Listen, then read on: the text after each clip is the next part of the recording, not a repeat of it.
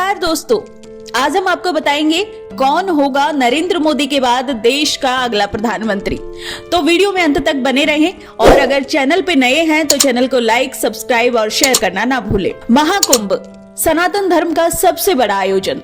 यही वो मंच है जहां धर्म, राजनीति और भविष्य की बड़ी कहानियां लिखी जाती हैं। 2013 के कुंभ में संत समाज ने नरेंद्र मोदी के नाम पर मुहर लगाई थी। अब सवाल उठता है, 2025 का कुंभ तय करेगा अगला प्रधानमंत्री। क्या योगी आदित्यनाथ होंगे संघ का अगला चेहरा या नितिन गडकरी पर विश्वास जमाएंगे?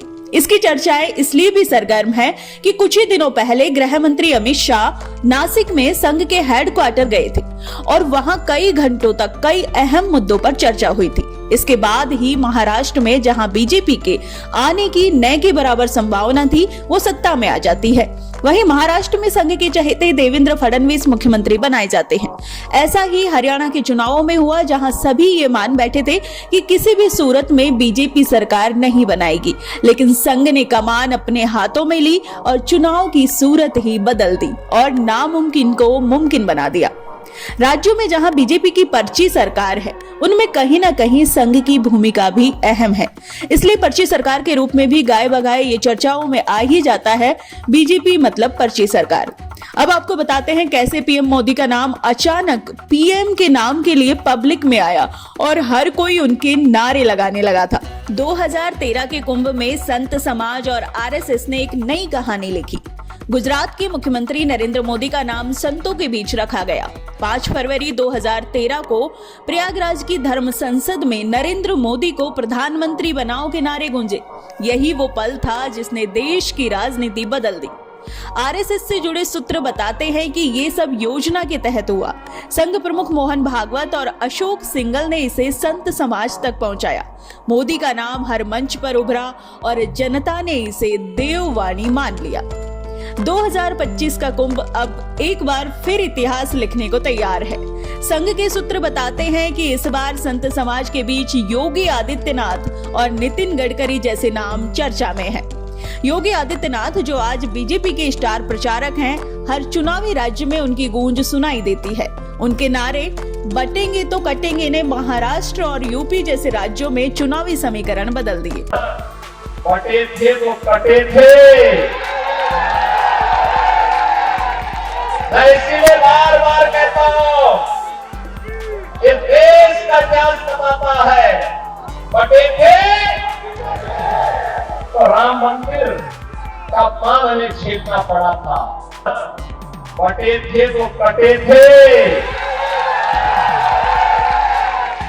मैं इसीलिए बार बार कहता हूं, ये देश का इतिहास बताता है, बटे थे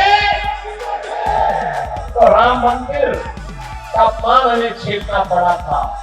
लेकिन क्या ये नारे और उनकी हिंदू एकता की छवि उन्हें प्रधानमंत्री पद की दौड़ में आगे ले जाएगी?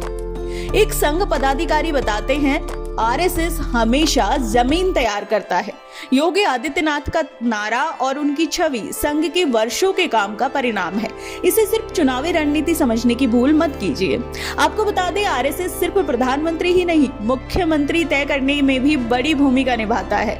महाराष्ट्र से लेकर हरियाणा, झारखंड और यूपी तक संघ का फॉर्मूला स्पष्ट है, सही समय पर सही नेता को आगे लाना। यही वजह है कि 2019 में महाराष्ट्र और 2017 में यूपी के चुनावों में संघ की निर्णायक भूमिका रही थी और फिर हरियाणा में मनोहर लाल खट्टर का नाम संघ के समर्थन से उभरा। वहीं महाराष्ट्र में देवेंद्र फडणवीस को संघ की नजदीकी ने सीएम बनाया। यूपी की बात करें तो यूपी में योगी आदित्यनाथ को हिंदुत्व की धार और संघ के सपोर्ट से आगे लाया गया। एक कार्यक्रम के दौरान जब एक पत्रकार की ओर से अखाड़ा परिषद के अध्यक्ष रविंद्र पुरी से आगामी पीएम के फैसले के बारे में पूछा गया था, तो उन्होंने कहा कि हर कुंभ में बड़ा फैसला होता है। 2013 में नरेंद्र मोदी पर संतों ने मोहर लगाई थी।